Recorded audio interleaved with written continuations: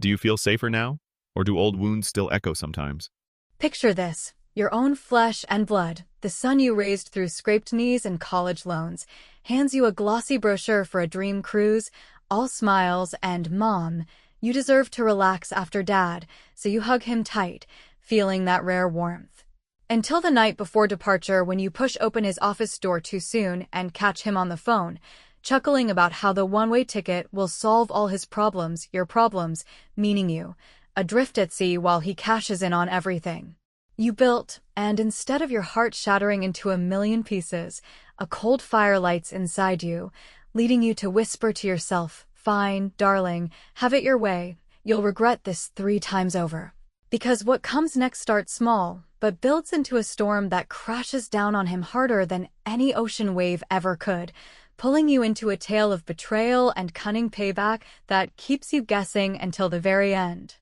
I remember the day David showed up at my doorstep in Cleveland with that envelope as if it were etched into my memory with a hot iron, his grin stretching wide across his face like the Grand Canyon itself and carrying twice the illusion of depth. Thrusting those cruise tickets into my hands while he babbled on endlessly about how I desperately needed a break from rattling around alone in the old house ever since your father passed away 3 long years ago, because he had always been the charmer whenever he sensed an opportunity to get what he wanted. My David with his slick real estate suits that never quite hung right on his frame, and that perpetual 5 o'clock shadow giving him the appearance of someone who had just emerged from one poor decision after another. Yet I allowed myself to believe his words for a fleeting moment, since who in their right mind turns down a free trip to the Caribbean at the age of 58 when you're already counting the days until Social Security finally starts providing the support it promised? So we sat together in the kitchen over cups of coffee that carried the faint aftertaste of unspoken regrets even then, with him prattling away about the onboard spas offering massages that could melt away decades of tension, and the gourmet dinners featuring dishes from around the world as though I were some delicate flower on the verge of wilting completely. And I nodded along in agreement, thinking perhaps this gesture represented his attempt to make amends for all those years of radio silence interrupted only by desperate phone calls requesting just a small loan to bridge him over until his next supposed big commission rolled in from one of his dubious property deals. The house wrapped itself in a profound quiet that evening, the sort of silence that seems to magnify every single creak and sigh from the settling floorboards, and I had been upstairs meticulously sorting through your father's old papers. The very documents that the family lawyer kept pestering me to update in the will to ensure everything remained airtight against any potential challenges, when suddenly I heard David's voice drifting upward from his makeshift office in the guest room, delivered in a low and intensely conspiratorial tone as if he were negotiating the sale of a dilapidated fixer-upper that no reputable buyer would ever touch. So I padded down the stairs in my worn slippers without any deliberate intention to eavesdrop, but driven by a natural curiosity, since he had been engaged on that call for well over an hour, far longer than his typical brief exchanges with clients who often hung up in frustration, and as I gently pushed the door open just a narrow crack, there he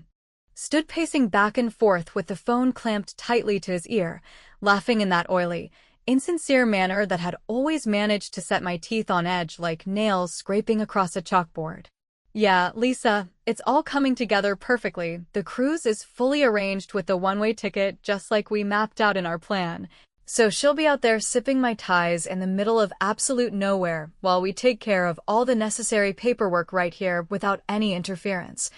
he said with a casual confidence that sent my blood coursing through my veins like ice water straight from a glacial source, because the phrase one-way ticket didn't evoke images of relaxation or rejuvenation, but rather a chilling sense of permanent abandonment, as though he intended to pack me off into oblivion so he could swoop in unchallenged on the house we had paid off mortgage-free, the modest savings we had scrimped and saved over 40 grueling years of marriage, and every other asset your father and I had built brick by painstaking brick through overtime shifts and sacrificed vacations. He continued talking without pause, delving into details about forging a swift addendum to the will with the assistance of that sleazy lawyer friend of his who specialized in bending rules just short of breaking them outright. explaining how the inheritance would finally extricate him from the mountain of debt he had accumulated through one failed investment after another, and I remained rooted there in the shadows just beyond the doorframe, completely frozen with the handle growing slick and cold under the grip of my palm, coming to the devastating realization that my own boy, my only child whom I had nurtured from a squalling infant into what I once believed was a capable man, viewed me not as cherished family, but as nothing more than a temporary obstacle standing squarely in the path of his lazy, self-serving dreams of easy wealth and unearned comfort. I managed to back away silently before he could whirl around and spot me lurking there, my mind racing at a frantic pace like a hamster desperately spinning its wheel in a futile bid for escape, but rather than dissolving into tears or launching into a heated confrontation that would immediately reveal I had overheard his treacherous scheme, a sly and determined smile began to creep across my face, because if David truly believed he could manipulate me as effortlessly as one of his shady property flips where he offloaded headaches onto unsuspecting buyers, then he was in for a rude awakening with consequences that would unfold in ways he never anticipated, and I resolved right then to ensure he regretted his actions, starting with an immediate and calculated response that would set the tone for everything to follow. Upstairs in the privacy of my bedroom, I bided my time until I heard the front door click shut behind him as he headed out for his evening jog around the neighborhood. The routine he claimed kept him sharp for client meetings, but which I suspected served more as an excuse to avoid facing the mess he had made of his life. And then I slipped quietly into his office where I spotted his car keys lying carelessly on the cluttered desk amidst stacks of overdue bills and half-hearted business plans. The keys to that overpriced sedan he had leased purely to impress his girlfriend Lisa with appearances of success he didn't possess, so with a steady hand and a pair of sharp nail scissors retrieved from my sewing kit in the hall closet, I carefully sliced through the brake line in a precise manner that would cause a gradual leak over time rather than an abrupt failure, ensuring it would strand him inconveniently on the shoulder of the highway during the morning rush hour without posing any real danger to him or other drivers, but delivering plenty of hassle in the form of a costly tow truck call and a missed critical work meeting that could jeopardize one of his few legitimate leads. It sent a wicked thrill coursing through me, that initial taste of payback delivered with such understated precision and wit in its targeted pettiness. Because grand dramatic gestures often backfire, while a quiet sabotage like this strikes directly at the heart of what hurts him most, his inflated wallet and even more fragile ego. And as I boarded the airport shuttle bound for the port in Miami the very next morning, waving a cheerful goodbye to him over a quick phone call filled with feigned excitement about the adventure ahead, I vividly pictured him hunched over the open hood of his stalled vehicle on some busy interstate, cursing fluently under his breath, and none the wiser that his devoted mother's so-called relaxation cruise was transforming before his eyes into the opening act of his personal nightmare unfolding in slow, inexorable motion. However, as the massive ship finally pulled away from the bustling dock in Miami with the sun glinting off the endless expanse of waves like fragments of shattered glass scattered across a turbulent sea, I caught sight of a man dressed in a cheap, ill-fitting suit who seemed to linger purposefully by the railings on the promenade deck, his gaze fixed on me with an intensity that felt far too deliberate and probing for mere coincidence, sending an unexpected chill racing down my spine despite the humid tropical air enveloping everything, because if David had orchestrated this betrayal with such cold meticulousness from afar, it stood to reason that he might have arranged for additional eyes or even hands on board to guarantee I remained conveniently out of reach and unable to interfere with his grand designs back home. The first few days aboard that colossal ship unfolded like a bizarre dream sequence where luxury clashed relentlessly with the undercurrent of dread simmering just beneath the surface. As I navigated the endless polished decks lined with lounge chairs that beckoned invitingly under the unyielding tropical sun, while waiters in crisp uniforms glided past with trays balanced high overhead carrying an array of fruity concoctions whose vibrant colors and sweet aromas did little to mask the bitter undercurrents of betrayal churning ceaselessly inside my thoughts, yet I committed fully to playing the role of the untroubled retiree who had lucked into this unexpected paradise. striking up casual conversations with fellow passengers about everything from their rambunctious grandchildren causing mischief back in the heartland to the peculiar hobbies they had picked up during retirement like birdwatching in the Everglades or collecting vintage license plates from across the Midwest, all while my mind remained laser-focused on the overheard conversation that had shattered any illusions about David's intentions. Replaying his casual dismissal of me as an expendable piece in his greedy puzzle every time the vessel dipped over a gentle swell that reminded me inescapably of how far I had drifted from the safety of solid ground and familiar routines in Cleveland. The entire operation felt like a floating enclave of middle American escapism, crammed with folks around my age who had traded the daily grind of mortgages and 9-to-5 jobs for this temporary bubble of indulgence, including boisterous couples hailing from sun-soaked Florida who reminisced fondly about Eisenhower-era family vacations complete with station wagons and roadside motels, as well as other widows like myself who pretended with practiced ease that the conspicuously empty chair at the communal dinner table didn't echo hollowly with the persistent ache of loneliness that no amount of small talk or shuffleboard games could truly fill. And I blended seamlessly into this tapestry of temporary camaraderie by signing up enthusiastically for the evening trivia contests in the main lounge where questions about classic rock bands and historical landmarks drew roars of laughter from the crowd, because maintaining such appearances served as the perfect camouflage to prevent anyone from suspecting that beneath my sunny demeanor lurked a woman plotting her next calculated strike against the son who had so callously plotted her isolation. By the time the second evening rolled around after a dinner featuring lobster that had been overcooked to the texture of rubbery regret swimming in a pool of watery butter sauce, which left most diners at my table exchanging wry glances and half-hearted compliments, I made my way purposefully to the ship's computer lounge tucked away in a dimly lit corner far removed from the pulsating energy of the onboard nightlife, where disco lights flashed and bass thumped through the night, positioning myself among the handful of guests tapping away at keyboards to send postcards to loved ones or check stock portfolios that fluctuated wildly back home, and with a combination of feigned helplessness and a disarming smile directed at the overworked attendant who looked like he had been up since dawn serving breakfast to hungover honeymooners, I claimed innocently that I needed urgent access to verify the condition of my elderly cat being cared for by a neighbor in Ohio who had texted vague concerns about its appetite, which granted me just enough unsupervised time at an unattended terminal to navigate the guest Wi-Fi portal using a few rudimentary tricks I had absorbed from those endless online tutorials your father used to mock as a waste of time for someone of my generation, allowing me to reroute a key email from David's professional account directly to an anonymous tip line operated by the State Real Estate Licensing Board, whose investigators had a notorious reputation for pouncing on even the slightest whiff of impropriety in an industry already rife with shady dealings. Before departing for this ill-fated voyage, I had taken the precaution of rifling through his desk drawers back at the house under the cover of tidying up, unearthing concrete evidence of those under-the-table transactions he loved to boast about during rare family gatherings, the sort that skirted licensing regulations just closely enough to invite scrutiny without outright criminal charges. So now with a swift detachment of scanned copies of those falsified contracts I had discreetly photographed using my phone's camera in the dead of night, I hit the send button and watched it confirm transmission like a digital harbinger of justice descending upon his doorstep,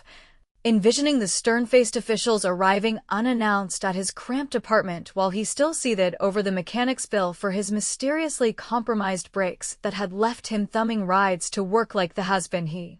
was becoming, and this second act of revenge carried a particularly clever sting in its anonymity since it targeted his professional standing without requiring my direct involvement from thousands of miles across the ocean,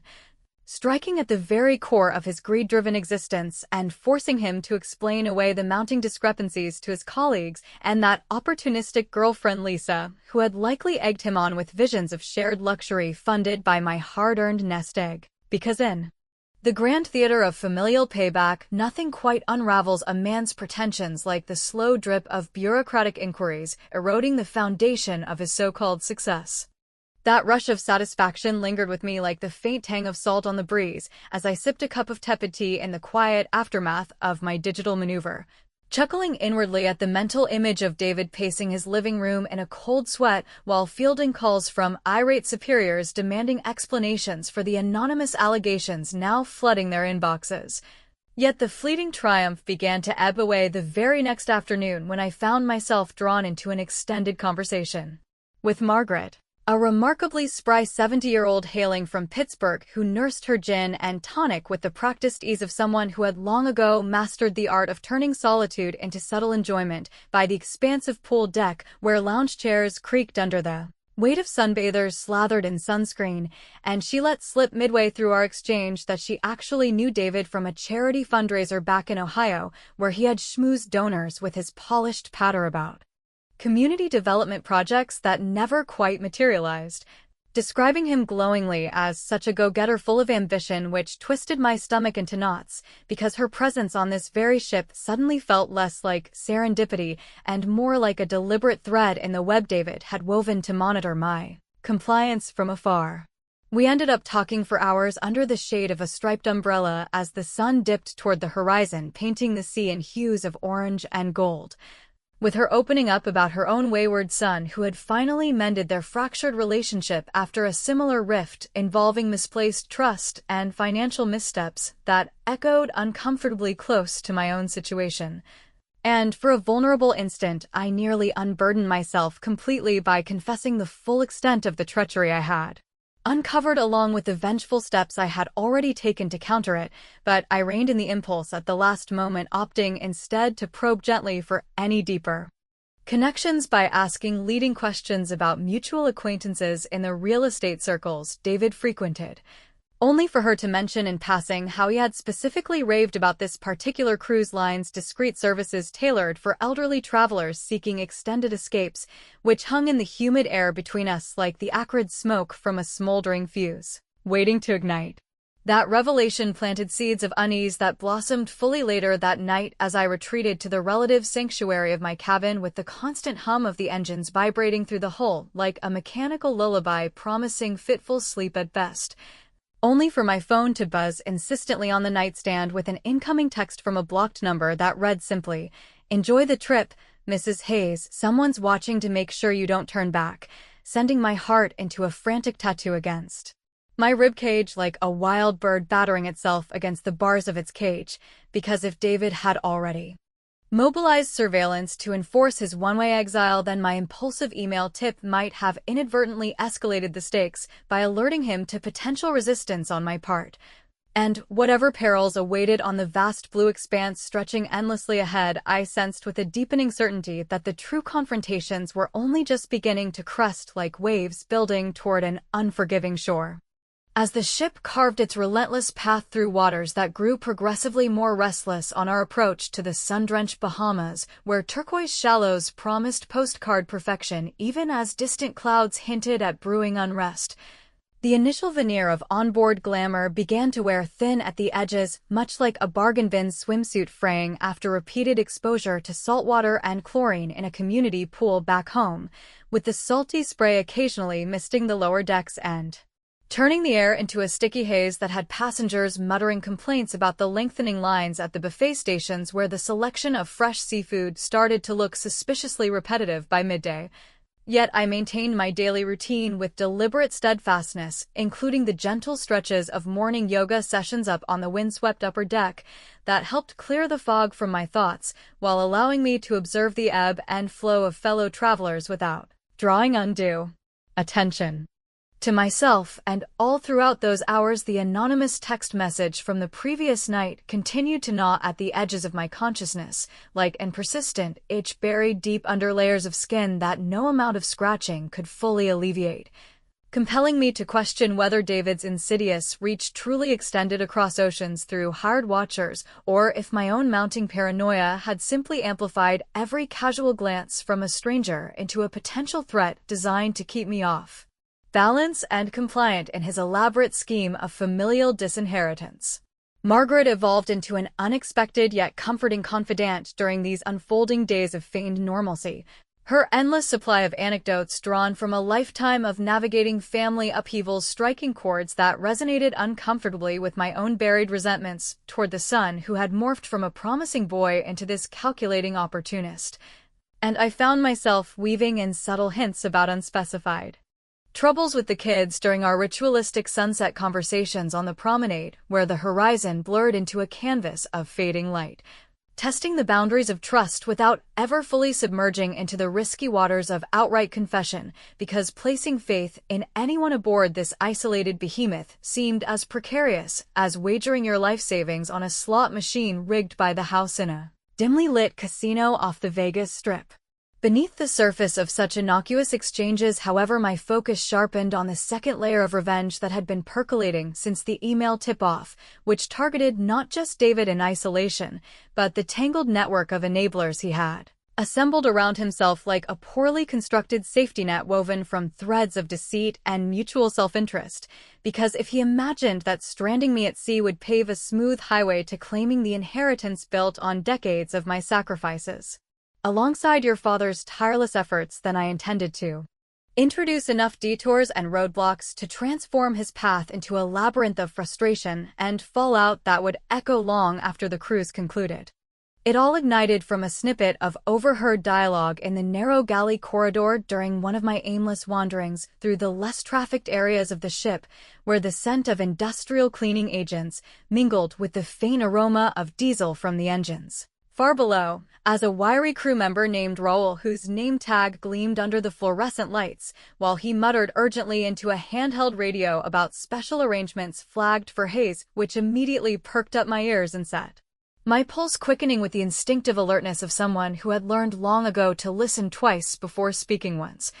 prompting me to shadow him discreetly through the labyrinthine service passages until he paused for a hurried smoke break in a shadowed alcove shielded from the prying eyes of vacationing guests. And seizing the moment, I approached him under the fabricated persona of a retired insurance investigator whose background I embellished with just enough authentic-sounding details drawn from my brief foray into assisting your father with claims processing during the lean years of his hardware store ownership back in the 90s. Flashing a makeshift badge crafted hastily from laminated hotel stationery and a borrowed lanyard to lend it an air of officialdom, while pressing him with a barrage of pointed questions regarding irregularities in the passenger manifests that might indicate unauthorized communications or onboard accommodations tailored for specific individuals. Under the weight of my improvised interrogation laced with veiled threats of federal involvement in any discrepancies he might be facilitating, Raoul eventually cracked open just a sliver, revealing that Lisa, David's ambitious and equally calculating girlfriend, had indeed wired him a modest finder's fee to maintain a watchful presence over my movements and ensure no untimely attempts at disembarkation disrupted the overarching timeline of their plot, which provided the perfect opening for my next maneuver in this escalating game of retribution, as I later that same evening slipped a meticulously forged note into his locker within the crew quarters, accessed through a momentarily unguarded door during the shift change chaos. The document, designed to mimic an urgent demand from Lisa insisting on double the original payment or she would blow the whistle on his precarious green card status to immigration authorities, complete with appended bank statements doctored on the ship's communal printer to highlight glaring inconsistencies in his remittance records that could trigger audits from multiple agencies if investigated thoroughly. There existed a profound satisfaction in the sly ingenuity of this ploy, watching from afar as Raoul appeared visibly unnerved during the subsequent emergency crew drill, his eyes darting nervously across the assembly as if expecting shadows to materialize into the very authorities I had implied were closing in, while he chain-smoked through his breaks with increasing fervor, because nothing quite dismantles a conspirator's composure like sowing discord among the underlings who form the fragile base of such schemes, turning potential allies into liabilities overnight. And I relished the anticipation of David receiving frantic updates from his compromised contact amid the compounding pressures from his stalled career and the mechanical woes of his vehicle, all orchestrated from the anonymity of my cabin porthole overlooking the restless sea, because in The intricate dance of revenge, precision, and misdirection often proved more devastating than brute force, especially when it forced the perpetrators to question every alliance they had forged in pursuit of ill-gotten gains. Yet no sooner had I begun to savor the ripples of this latest disruption than a sharp twist sliced through the fragile equilibrium I had maintained when Margaret drew me aside confidentially during an afternoon lecture on the exotic birds of the Caribbean, delivered by an enthusiastic onboard naturalist in the air-conditioned theater, where colorful slides projected onto the screen evoked memories of family trips to the zoo during simpler times, whispering urgently that she had stumbled upon my name listed in an archived case file from her volunteer days at a legal aid clinic in Cleveland, something tied to a long-suppressed investigation into your father's former business partner who had siphoned funds through embezzlement schemes that nearly bankrupted the store before a quiet settlement buried the details forever, which implied that if David were gunning for the full inheritance, he might possess leverage over those very family skeletons I had labored to inter. Those revelations could now resurface under scrutiny and potentially ensnare me in legal entanglements far more damaging than any cruise-related drama. I brushed it off outwardly with a light-hearted quip about skeletons belonging in dusty attics rather than the underbellies of cruise ship buffets where the mystery meats sometimes raised similar suspicions, but inwardly a creeping doubt infiltrated my strategies, making me reassess whether these acts of clever retaliation were truly empowering me or merely excavating the unstable ground beneath my own feet, especially as the captain's voice crackled over the intercom announcing the approach of a tropical storm that would force us to alter course, with the decks rapidly emptying as heavy rain began lashing against the reinforced windows and the entire vessel pitching with increasing violence that isolated every soul aboard in a churning metal fortress where the clamor of the elements outside drowned out all but the most insistent inner turmoil. In that suspended moment,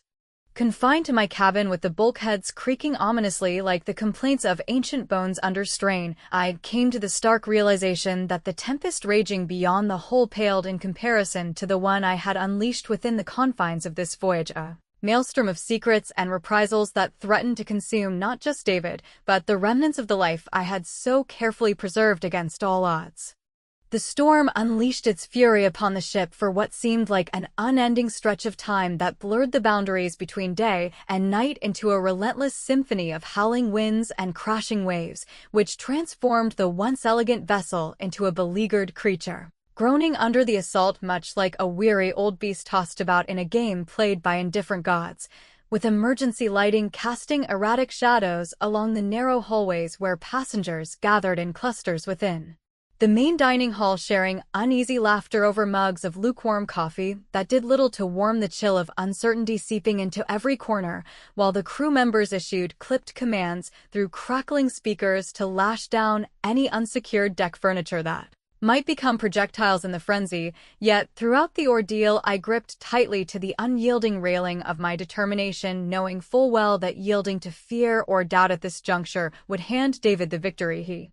saw it without so much as a skirmish, even as the nausea induced by the ceaseless pitching twisted my insides more viciously than the sting of his betrayal had ever managed to achieve during those initial moments of shattering discovery back in the quiet of my Cleveland home. Margaret remained steadfastly by my side during the height of the tempest, her unflappable demeanor serving as a grounding force reminiscent of the anchors that kept smaller boats from drifting aimlessly in rough seas, and we spent those interminable hours trading stories of endurance drawn from the well of personal histories, hers recounting the grueling process of nursing her husband through a protracted illness that tested the limits of devotion, and mine offering carefully edited versions of raising a son who had veered far from the path of gratitude into the thickets of self-serving ambition without ever delving into the specifics of the treachery that now fueled my every waking thought, although her earlier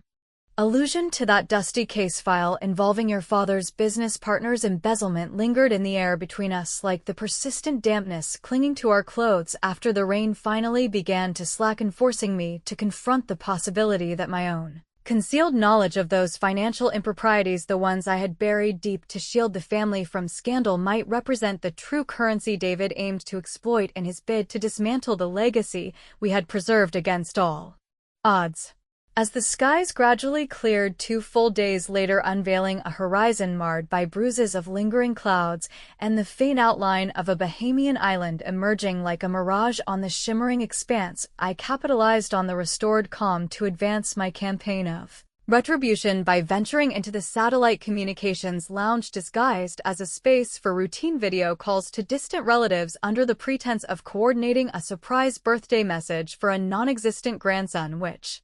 allowed me to borrow a sleek laptop from a sympathetic steward whose exhaustion from the storm cleanup made him amenable to such minor favors, charmed as he was by tales of familial bonds that masked my ulterior motives. Because if physical isolation formed the cornerstone of David's strategy, then arming myself with unfiltered intelligence gathered from the heart of his operations would serve as the counterweight to tip the scales irrevocably in my favor. Employing a straightforward password reset technique absorbed from those interminable late-night instructional videos on your father's ancient computer, which he had dismissed with a snort as unnecessary fiddling for folks who should stick to knitting or gardening, I infiltrated the guest network with surprising ease given the lax security protocols on a vessel more accustomed to handling cocktail orders than cyber intrusions, and from there accessed David's cloud storage backups that he had imprudently linked to our shared family account years earlier in a moment of laziness that now proved to be his Achilles heel, exposing the sordid blueprint of his machinations in stark digital clarity, including a chain of emails exchanged with his attorney, detailing how the enforced delay imposed by the cruise itinerary would afford them the window needed to petition for a declaration of my incompetence backed by fabricated medical evaluations from a corrupt doctor on retainer who specialized in providing convenient diagnoses for clients willing to pay premium rates, all calibrated to redirect the house, the savings, and every tangible remnant of the life your father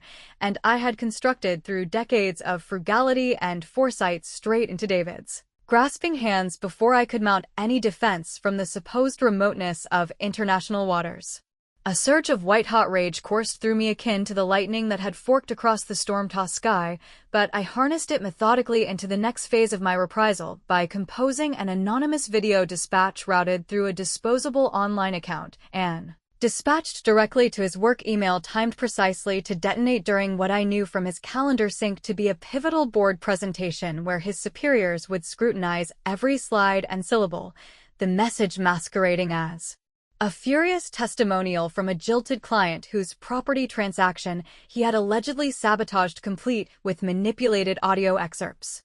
lifted from his own boastful voicemails admitting to the regulatory shortcuts I had anonymously flagged earlier, which would sow seeds of doubt among his peers, compelling them to reevaluate every deal he touched and potentially unravel the fragile network of referrals that sustained his faltering career. This maneuver carried the essence of pure unadulterated wit in its layered deception, building upon the vehicular sabotage and Raoul's induced paranoia to create a cascading effect that I could envision playing out in real time, with David fumbling through excuses as his phone lit up with queries from colleagues while Lisa distanced herself from the emerging liability of associating with a man whose fortunes appeared to be sinking faster than the Titanic on its maiden voyage, because true revenge transcended mere infliction of pain, demanding instead the orchestration of circumstances where the target witnessed their own empire crumbling under the weight of accumulated missteps, even if it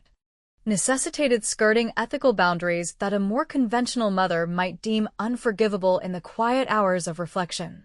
Nevertheless, the deeper I plunged into the recesses of David's digital vault, the more intricate dilemmas accumulated around me, like forgotten luggage piling up in the ship's hold, obstructing any clear path forward, because nestled among the incriminating correspondences lay oblique references to my personal history, suggesting he had unearthed details of the embezzlement cover-up and intended to wield it as a cudgel of blackmail should I ever challenge his maneuvers openly, thereby elevating our private feud into a public spectacle that could implicate not only him, but also the innocent threads of our shared past woven through decades of unspoken compromises. I teetered on the brink of initiating a direct call to him in that charged moment, tempted to pierce the veil of pretense with a veneer of concern that might coax a confession or at least a momentary crack in his armor, but a stubborn blend of pride and simmering spite anchored me in place, particularly after Margaret confided over a subdued brunch in the aftermath of the gale that she had contacted a common acquaintance in Ohio who reported David sounding unusually frantic in recent conversations, railing against ungrateful parents in tones that betrayed a desperation bordering on unraveling, which only heightened her concern for my well-being without grasping the full scope of the peril involved. With the ship maneuvering toward a remote port stop where the air already carried whispers of conch shells and untamed beaches thick with the promise of fleeting escapes, my personal phone suddenly trilled to life, displaying David's number glowing on the screen like a beacon in the fog, his voice emerging tentative and laced with artificial warmth as he inquired about the progress of my trip and whether everything truly felt relaxing enough to justify the investment the subterfuge so thinly veiled it nearly elicited a bark of incredulous laughter from me, yet I mirrored his feigned innocence with polished enthusiasm while my thoughts raced ahead to the snares I had laid, because responding to that summons could either dismantle the fragile edifice of his plot or propel us both toward an irreversible collision, and as the connection severed with his awkwardly stilted farewell, I stepped cautiously onto the gangway, inhaling the briny tang of the island breeze, wondering if the encroaching shadows amid the swaying palms concealed more than natural foliage, perhaps the very observer from my arrival day still lurking with intent to enforce the terms of this twisted exile.